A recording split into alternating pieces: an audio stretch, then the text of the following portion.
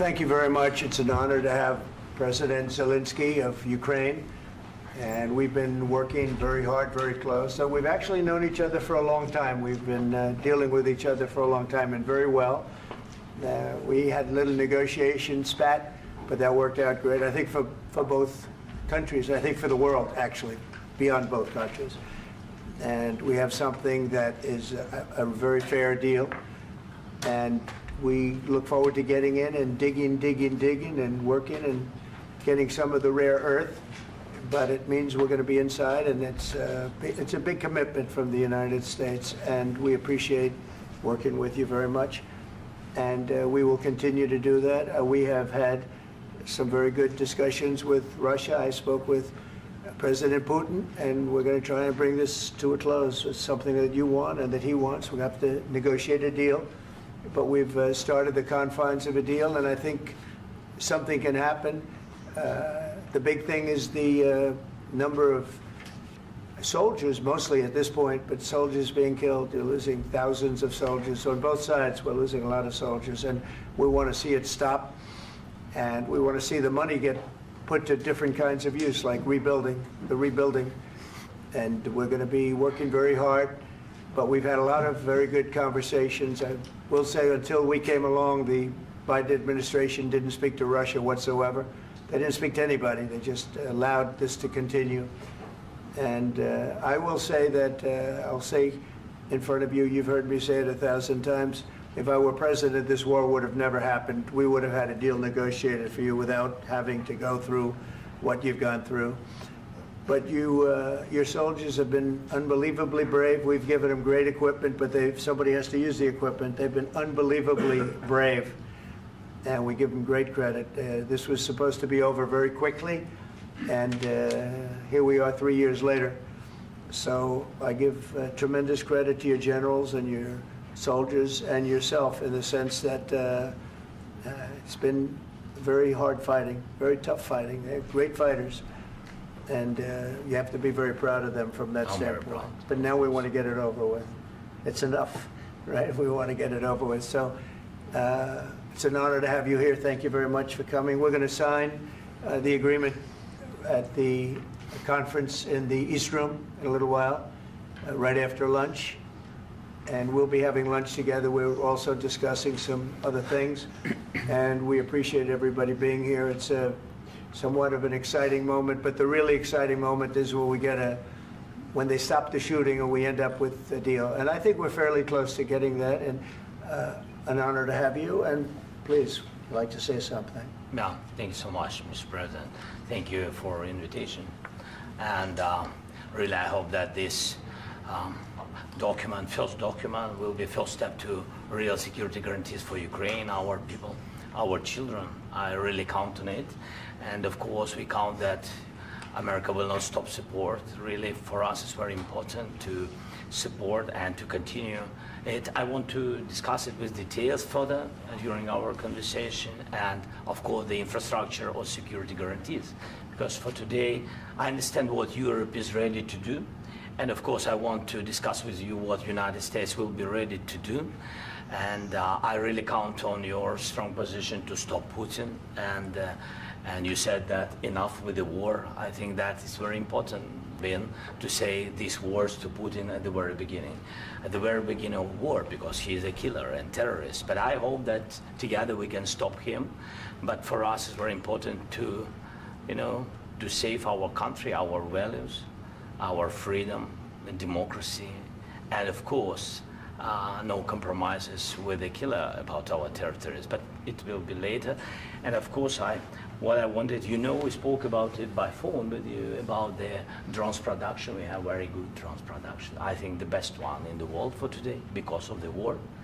Yes, and of course, we need very much the air defense. You have the best air defense in the world, and really you helped us under attacks of Russians. And I want to speak how we can exchange the licenses. We're open to share the licenses of all our drones with you, of course, with the United States. And we need licenses for quick production of air defense. Even after the war, we need our nation to be calm, that we are secure. So that's why we need this air shield. And of course, about this I want to speak about the contingents. I think that France and UK already spoke to you, and we know that Europe is ready, but without the United States, they will not be ready to be as strong as we need. And the last point, last not least, about exchange, about our people and children. And you know that these crazy Russians, that they stolen 20,000 of children, Ukrainian children. They changed their names, they changed their families, relatives, and now they're in Russia. We want to bring them back. And really, it's a big dream, task and goal for me and our warriors. By the way, Mr. President, we released more than 4,000 warriors from Russian prison, but there are thousands more in the prison. I wanted to share with you some images, how it's, just can I now? Yeah, please. One minute. Just you to understand in what circumstances, in what situation they are, and what the attitude of Russia to our prisoners. That guys, just you before and after. And you see before and after, just you to understand. Now thousands of such guys, ladies and men, there, and that, so they don't eat, they beat them, and they, they do a lot of bad things. So out of, even during the war, there are rules. Everybody knows there are rules during the war. So these guys, they don't have any rules. You see that 50, 60 kilograms left, and a lot of such things. And I didn't want to show you what the changes with images of children, because I will just share with you. And I mean, it's looking tragic. Yep, that's tough stuff. Yeah, I wanted very much to give you, and you see. Yeah. This is pastor, by the way. They stolen pastors because it's not Russian church. They stolen pastors and moved pastors to the prison. At the end of last year, we brought 3 pastors, and we could exchange them. And this is pastor, you see. Yeah, that's tough. Yeah. So I mean, this I wanted to show you, and this. So thank you very much. We want to get that ended, right? Yeah. Of course. We And want. I think we will. And We have to, of course. do you have any questions, please? Mr. President, thank you, Mr. President. With the, how much money is the U.S. going to put into the fund that is being created today, and how does this provide long-term security for Ukraine? Well, we don't know exactly how much, because we're going to be putting some money in a fund that we're going to get from the raw earth that we're going to be taking and sharing in terms of revenue. So it's going to be a lot of money will be made from the sale and from the use of raw earth. And as you know, our country doesn't have much raw earth. We have a lot of oil and gas, but we don't have a lot of the raw earth. And what we do have is protected by the environmentalists, but that can be unprotected, but still it's not very much.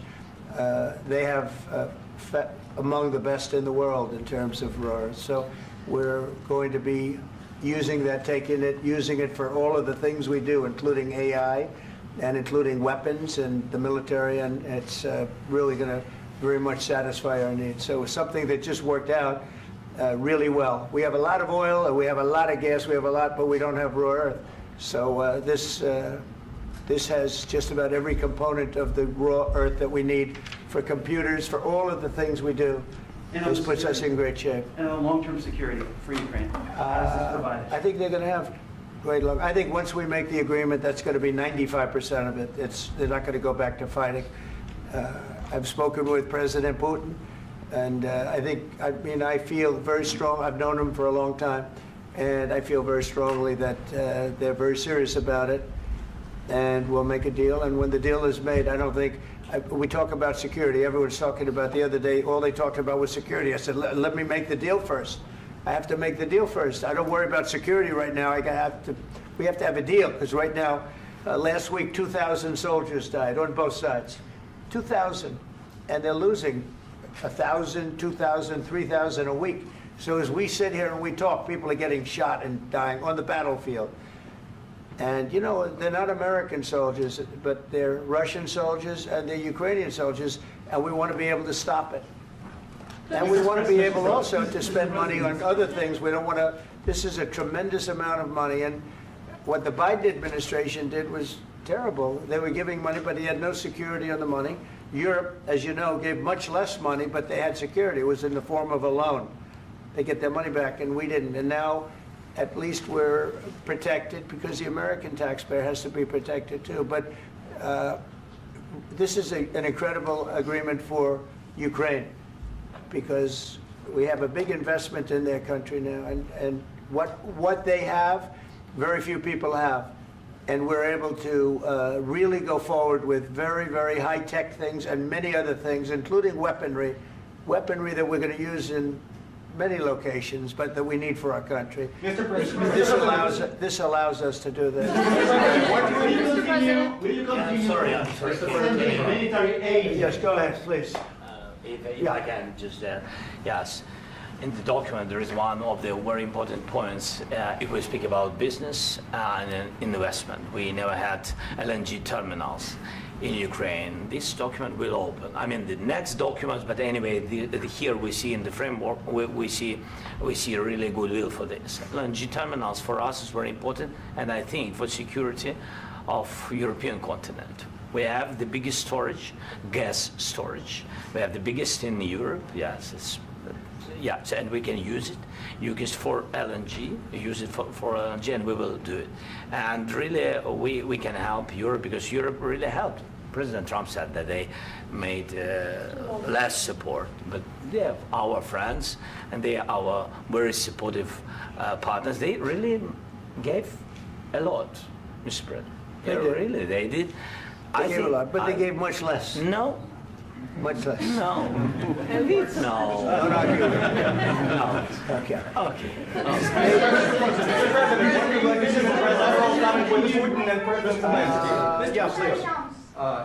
Mr. President Trump, you have repeatedly called the deal with Ukraine as a historical one. And as a President of the United States, you make historical decisions in other issues which affect America and other world. So what place in the world history do you want to take? And do you associate yourself with any famous historical figures? Yeah, I'd say George Washington, Abraham Lincoln. I would say I'm far superior to George Washington and Abraham Lincoln. Now, you know I'm only kidding, right? Because when I say that, the fake news is going to go wild. They're going to say he considers himself to be better than Washington. But you never know. You never know. I don't compare myself to anybody. I'm here to do a job. We've had a great 35 days or whatever it might be, a month, a little more than a month. We've accomplished tremendous amounts. Not only this would be a very great achievement if we could get the war stopped and get them back to normalization. I think that's going to happen. We've had very good talks on both sides, as you know. But I think we've done a very good job, just generally. If you look at all of the things we've done in 30 days, they're saying there's never been a opening for a president. The first month, there's never been a first month like we've had. And this is one of the very important things. This, to me, is one of the most important things because we have tremendous death taking place as we speak, and I don't want to have that. You know, think of the parents, whether they're in Russia or Ukraine, think of the parents of all these people being killed needlessly. They came to our territory. Should have never started. This would have, if I were president, this would have never started. Mr. President, where has out your conviction? Mr. President, will you continue sending military aid to Ukraine after the U.S. signs this agreement with Ukraine? Yeah, we're And the going to be question continuing. to President Zelensky, do you feel like the U.S. is on your side, that the President Trump is on your side at this moment? But What do you think? he wants to know, do you think that, sort of a stupid question. I guess we wouldn't be here if I wasn't. I think that the United States on our side from the very beginning of occupation, and I think that President Trump on our side, and of course, I'm sure that the United States President will not stop support. This is crucial for us. It's important for us. Yes. And Putin, the president speaks about the people and the soldiers which are dying, but they came to our territory, they came to our land. They began this war, and they have to stop. And I think this is the question, with really the most important question. Can President Trump, I hope yes, with some other allies, to stop Putin, withdraw these enemies, our enemy, withdraw these troops from our land? And I think that you asked about the history, I think that if President, or when, he will stop Putin, if President Trump will bring peace to our country, I think he will be on this wall. We've had very, very good talks. What about military aid to Ukraine? President Zelensky just said that there will be no compromises with Vladimir Putin. I just wanted to ask both of you, firstly, are there compromises that you think that President Zelensky is going to have to make? And President Zelensky, is there anything that you might be thinking that you may be able to offer or bring to the table, for example, elections? Thank you. I think you're going to have to always make compromises. You can't do any deals without compromises. So certainly he's going to have to make some compromises, but hopefully they won't be as big as some people think you're going to have to make. That's all. That's all we can do. I'm here as an arbitrator, as a mediator to a certain extent between two parties that have been very hostile. To put it mildly, they've been very hostile. There's been a vicious war. There's been a vicious war. You know, it's a very level battlefield, and those bullets go out, and as I've said many times, we were talking about it with Pete, many times the only thing stopping those bullets is a human body. And in the case we're talking about, generally young human bodies are stopping a lot of bullets.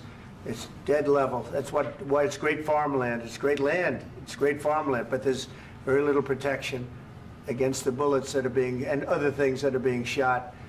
So all I can do is see if I can get everybody at the table and get an agreement. And I think we're going to end up with an agreement. Otherwise, I wouldn't probably be even here today.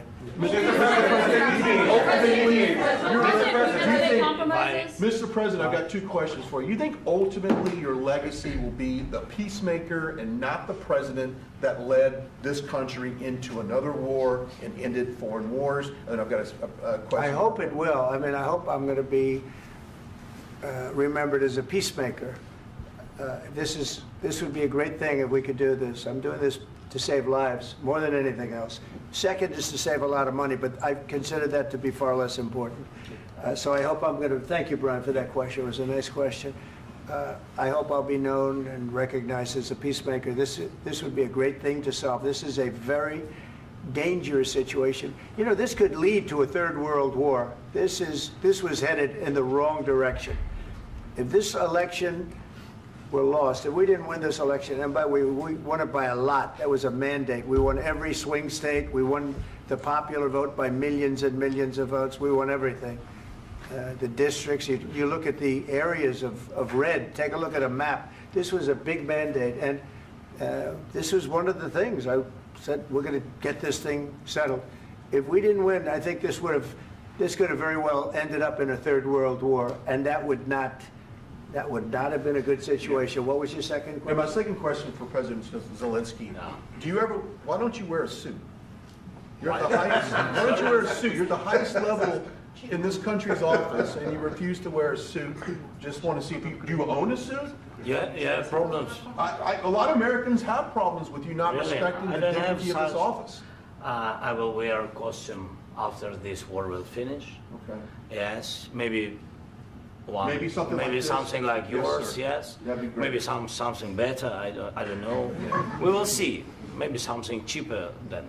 Yeah. Thank you. Thank you. President Trump. Thank you, President Trump. You said yesterday that you have. Are you going to send more arms to Ukraine in case there's no peace? Yeah, we're going to have arms to Ukraine, yeah, sure. Hopefully I won't have to send very much, because hopefully we're going to have it finished. We're looking forward to finishing this quickly. We're not looking forward to sending a lot of arms. We're looking forward to getting the war finished so we can do other things.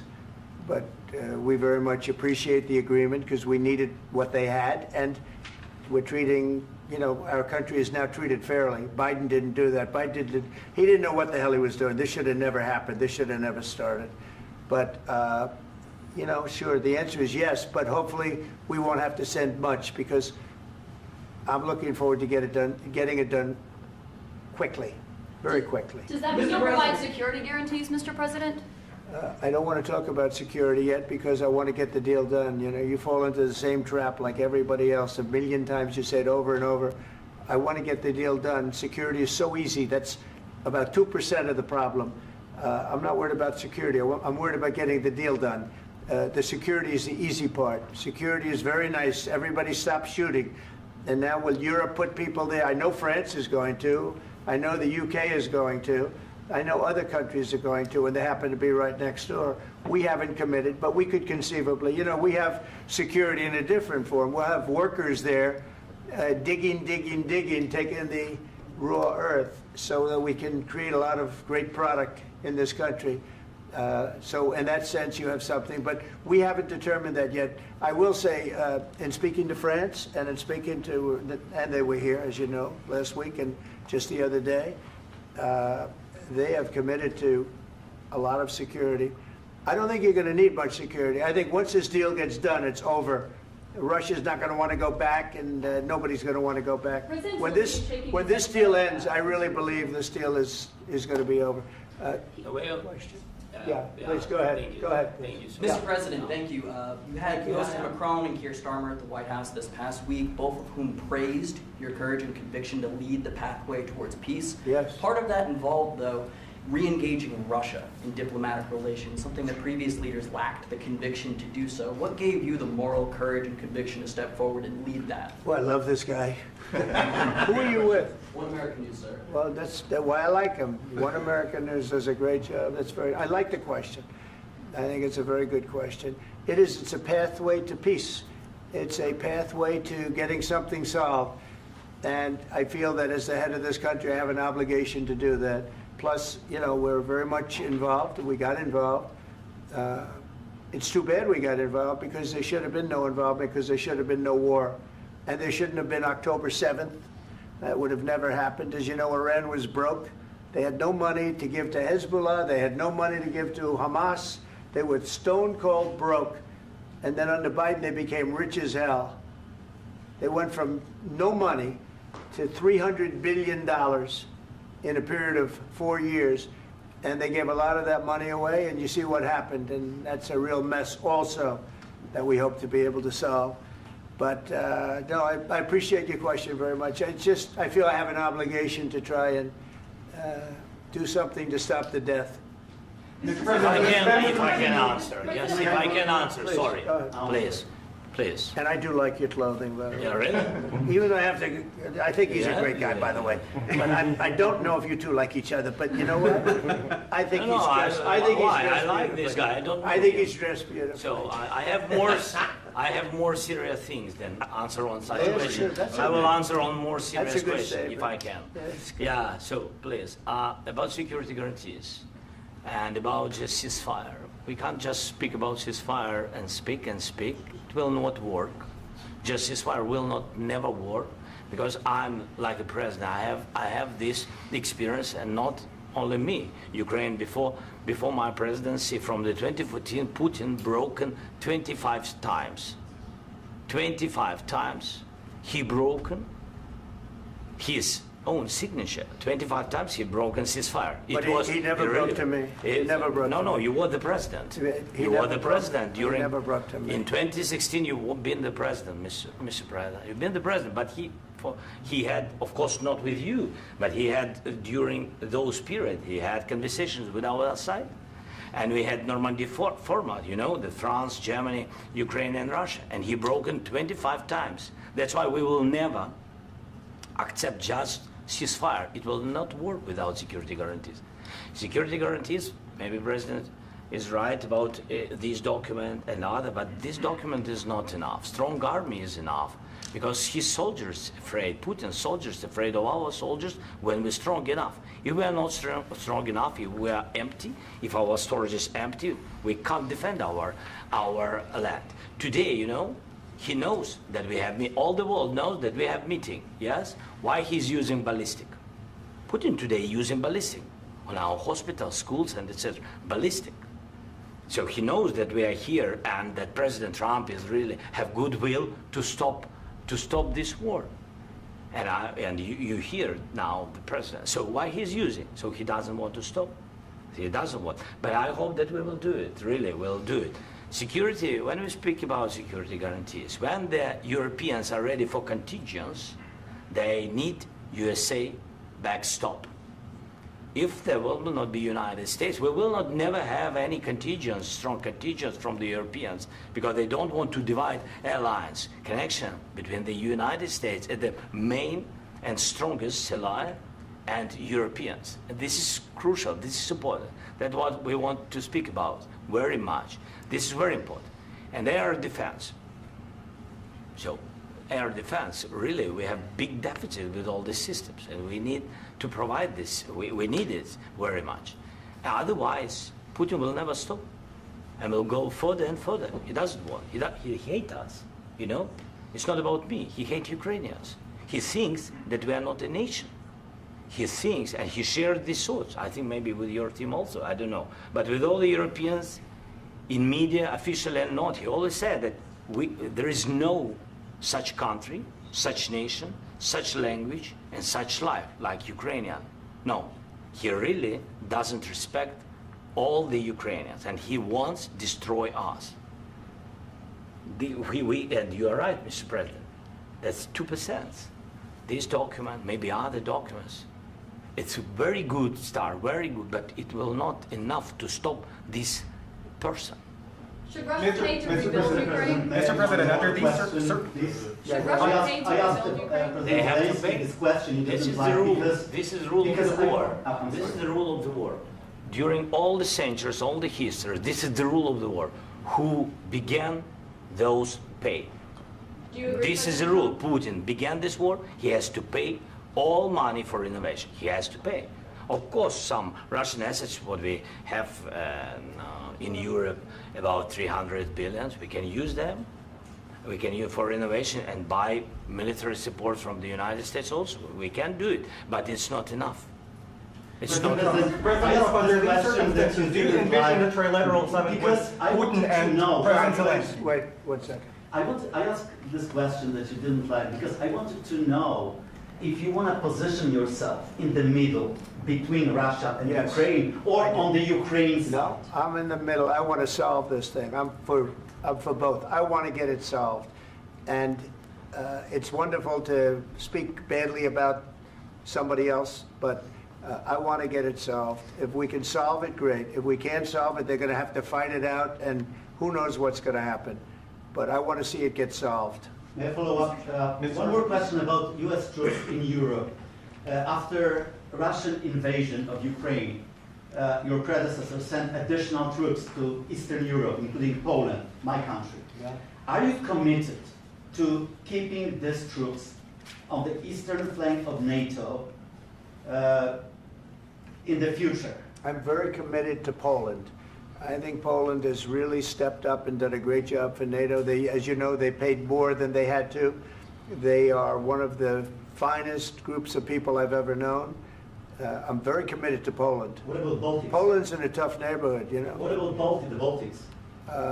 The Baltics, they got a lot of, it's a tough neighborhood too, but we're committed. We're going to be very committed, and we're committed to NATO. But NATO has to step up, and the Europeans have to step up more than they have. And I want to see them equalize, because they are in for far less than we're in, and they should be at least equal. You understand that? Why is the United States, we have an ocean in between, why is the United States in for so much more money and other things as Europe? With that being said, and as you said, they've also been obviously very helpful, but we have put in far more than they have, and I think they should equalize. Mr. President, Please, go ahead. Ask you about the agreement again today. What changed between the first time that Secretary Bessent gave President Zelensky the agreement and today for the signing? We made a deal. So What was the I'm just, deciding factor? I'm a business person. We made a deal. That's what changed. Along with minerals. I didn't think we were going to make a deal, and We ended up making the deal, so that changed. Mr. President, what and how do you envision a trilateral summit with President Zelensky and Putin? I don't know, but these well, they circumstances? don't like each other, I can tell you that. Okay? They do not like each other. This is not a love match, and it's unfortunate. That's why you're in this situation. The United States should not have allowed this to happen, okay? The United States, run by a man that didn't know much, I'm going to be very nice, run by an incompetent person, very incompetent person, should never have allowed this to happen. I've stopped wars. I've stopped many wars. My people will tell you, I stopped wars that nobody ever heard about. I stopped wars before they ever started. You can look at some of, I could give you a lot of nations that would tell you right now they were probably going to war. I could tell you right now there's a nation thinking about going to war on something that nobody in this room has ever even heard about. Two smaller nations, but big, still big. And I think I've stopped it. But this should have never happened. Mr. President. About sorry, just a second. About any negotiations. First of all, I want really to tell you, and I think that everybody understands that Ukraine, more than Ukrainians, nobody wants to stop this war. But at the future, any negotiations, it's understandable that two sides of the war, not Russia and the United States, because this is not the war between Russia and the United States. This is war of Russia against Ukraine and Ukrainian people. So these two sides will be at the anyway will be at the negotiation table. Then of course United States, like the strongest partner of the Ukraine, and of course Europe. I think Europe is very important. I want to speak about it with the president. Yes, Europe is very important for us because we really defend Europe for today. All Europeans really recognize that we are defending line, and they have real life, and our people are dying. That's why they helped us. And also, it's about the NATO. Yes, between, like the president said, you have big, nice ocean. Yes, between us. But if we will not stay, Russia will go further to Baltics and to Poland, by the way. But first to the Baltics. It's understandable for them because they've been in the USSR. You know, they've been one of the republics of the USSR, and Putin wants to bring them back to his empire. It's a fact. And when he will go there, if we will not stay, you will fight. Your American soldiers, it doesn't matter, do you have ocean or not, your soldiers will fight. Mr. President, would you be willing to visit Ukraine, maybe Kyiv or Odessa, which is known to be at the Riviera or Black Sea? It was my question. I'm sorry. I don't want to talk about Odessa now. Let's not talk about Odessa. I want to talk about making a deal, getting peace. We don't have to talk about Odessa, but a lot of cities have been destroyed. There are a lot of cities that are not recognizable. There's not a building standing. No. And a lot of things have Mr. President, you have to come and to look. No. We have very good cities. Yes, a lot of things have been destroyed, but mostly cities alive, and people work, and children go to school. Sometimes it's very difficult. Sometimes closer to front line, children have to go to underground schools or online, but we live. Ukraine is fighting, and Ukraine lives. This is very important. And maybe it's Putin is sharing this information that he destroyed us. No, he lost 700,000 people, 700,000 soldiers. He lost everything. Yes. So, Mr. President, one more. I mentioned Poland. Please, go ahead. When did you last speak with President Putin, and what did he say that? A couple of days ago. And what did he tell you that gave you the assurance that he wanted peace? Well, that's what I do. My whole life is deals. I know pretty good. And I've known him for a long time. I've dealt with him for a long time. He had to suffer through the Russia hoax. You know, Russia was a hoax. It was all Biden. It was nothing to do with him. So he had to suffer through that, and he was able to do that. I think that he wants to make a deal, and he'd like to see it end. That's all I do. That's what I do. My whole life, that's what I do, is make deals. And I'm in the middle of a mess, because this is a real mess. It's a very dangerous one. If this doesn't get solved now, it's not going to get solved for a long time. So I hope we're going to get it solved. In the back, please. Thank you, Mr. President. Prime Minister Starmer claimed repeatedly that his government believes in free speech and was not engaged in censorship. But his country's government arrests people for memes and thought crimes, and even more worrisome is pressuring American companies to censor Americans on its behalf. How can he be a reliable, trustworthy partner when he says things that are demonstrably false on such an important topic? Well, we actually spoke to him about that yesterday, and we thought they took it very, very much too far. JD was very strong on it. So was I. So was Marco. And we've been speaking to him about it. Marco, would you like to say something about that? We have concerns, obviously, with the conduct of those, particularly as it impacts Americans. And there's real concern that American speech, which is online, could fall into the hands of British or any country's jurisdiction. And so this is a point the Vice President made of Munich, and I think it's a very compelling one, that what unites us with Europe, as much as anything else, is these shared values, and one of them being free speech. And so if Americans are threatened by it, we're going to need to take action in that regard. Mr. President. It's actually a very important question. We spoke about this in detail with the Prime Minister, the Foreign Secretary, and others at lunch yesterday, and I know that Secretary of Commerce Lutnick followed up in private meetings last night. This is really important. We believe Americans have the right to speak their mind, even if we in this room disagree with them. They have the right to speak their mind in the public square, which is often online these days. And we're going to defend that right as it pertains to American companies and American citizens vigorously if we have to. I do think that under the President's leadership, we're going to find common ground with our friends in the UK on this question, but it remains to be seen. The principle that will guide us is we believe in free speech in this country, and we'll fight for it for American citizens.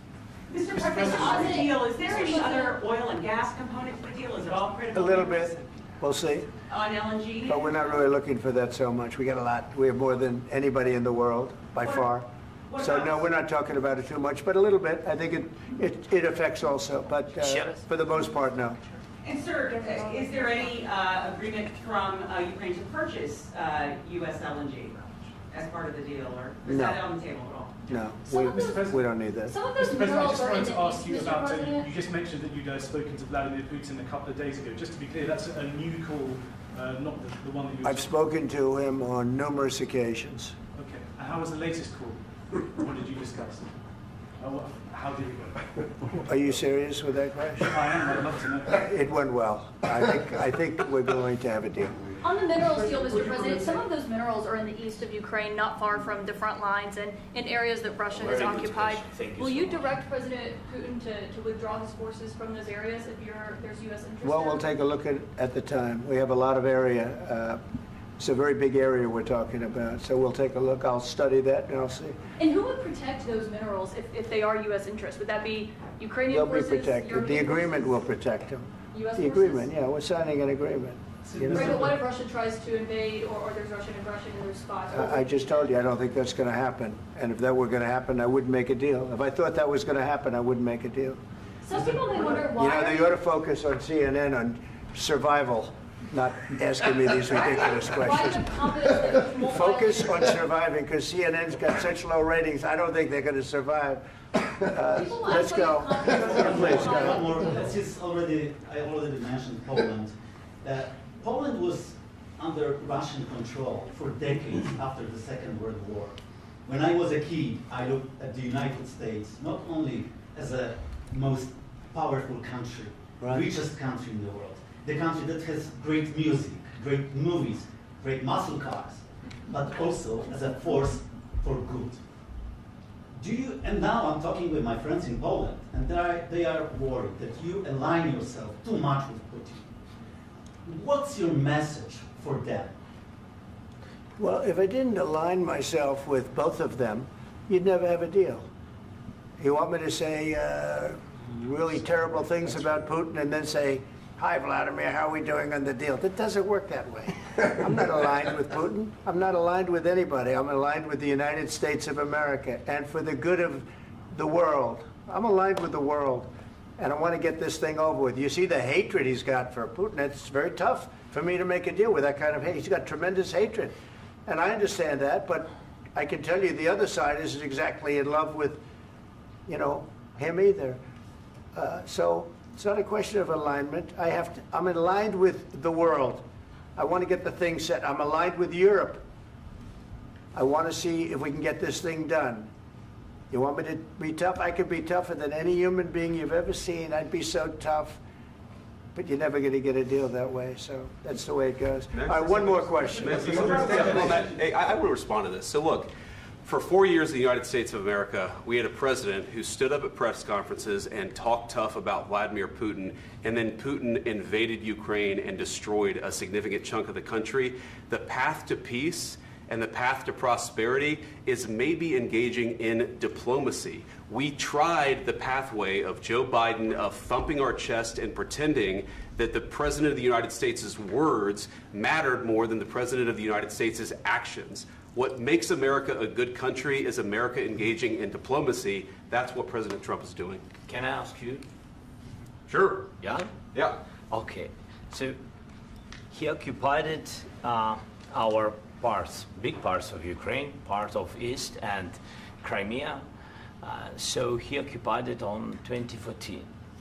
So during a lot of years, so I'm not speaking about just Biden, but those time was Obama, then President Obama, then President Trump, then President Biden, now President Trump, and God bless, now President Trump will stop him. But during 2014, nobody stopped him. He just occupied and took. He killed people. You know what the contact line? 2015. 2014 2014. and 2015. 2014. Yeah. So I was not here. Yeah, but that's exactly right. Yes, but during 2014 till 2022, yeah, the situation the same. The people have been dying on the contact line. Nobody stopped him. You know that we had conversations with him, a lot of conversations, my bilateral conversation, and we signed with him, me, like a new president. In 2019, I signed with him the deal. I signed with him, Macron and Merkel, we signed ceasefire. Ceasefire. All of them told me that he will never go. We signed with him with gas contract. Gas contract. Yes, but after that, he broken this ceasefire. He killed our people and he didn't exchange prisoners. We signed the exchange of prisoners, but he didn't do it. What kind of diplomacy, JD, you are speaking about? What do you mean? I'm talking about the kind of diplomacy that's going to end the destruction of your country. Yes, but if you Mr. President, with respect, I think it's disrespectful for you to come into the Oval Office and try to litigate this in front of the American media. Right now, you guys are going around and forcing conscripts to the front lines because you have manpower problems. You should be thanking the President for trying to bring an end to this conflict. Have you ever been to Ukraine that you say what problems we have? I have been to. Come once. I've actually watched and seen the stories, and I know what happens is you bring people, you bring them on a propaganda tour, Mr. President. Do you disagree that you've had problems bringing people into your military? And do you think that it's respectful to come to the Oval Office of the United States of America and attack the administration that is trying to prevent the destruction of your country? A lot of questions. Let's start from the beginning. Sure. First of all, during the war, everybody has problems. Even you, but you have nice ocean and don't feel now, but you will feel it in the future. God bless. You don't know that. God bless. You don't God know bless. that. You will not have a war. Don't tell us what we're going to feel. We're trying to solve a problem. Don't tell us what we're going to feel. I'm not telling you. Because I'm you're in no answering on position this to question. dictate that. That's Remember exactly what this. you're doing. You're in no position to dictate what we're going to feel. We're going to feel very good. You will feel influence. We're going to feel very good and very strong. You will feel influence. You're right now not in a very good position. You've allowed yourself to be in a very bad position, and he happens to be right about it. From the very beginning of the war. You're not in a good position. You don't have the cards. cards right now.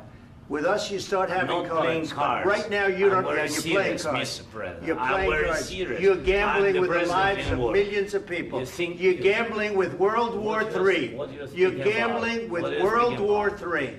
And what you're doing is very disrespectful to the country, this country. That's backed you far more than a lot of people said they should have. Have you said thank you once? This A lot entire of meeting? times. No, in this Even entire meeting, today. have you said thank Even you? today. You went to Pennsylvania and campaigned for the opposition in October. Offer some words of appreciation for the United States of America and the president who's trying to save your country.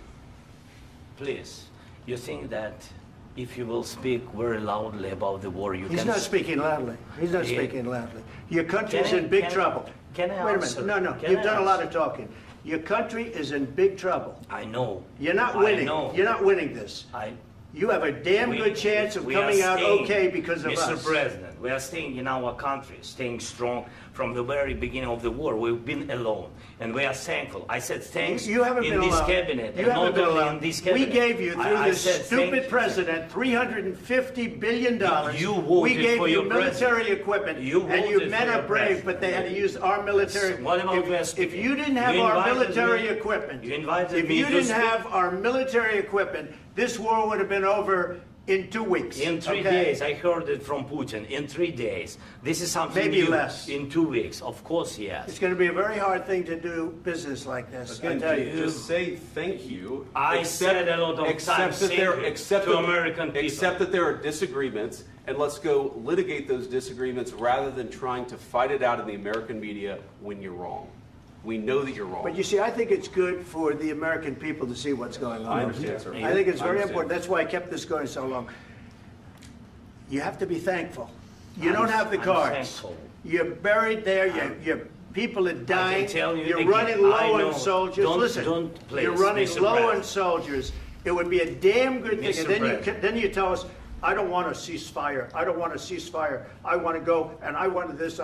Look, if you could get a ceasefire right now, I tell you, you take it so the bullets stop flying and your men stop getting killed. Of course, we want to stop the war. But you're I saying said- you don't want a ceasefire. But I said to you, I want a with ceasefire. guarantees. Because you'll get a ceasefire faster than an agreement. Ask our people about ceasefire, what they think.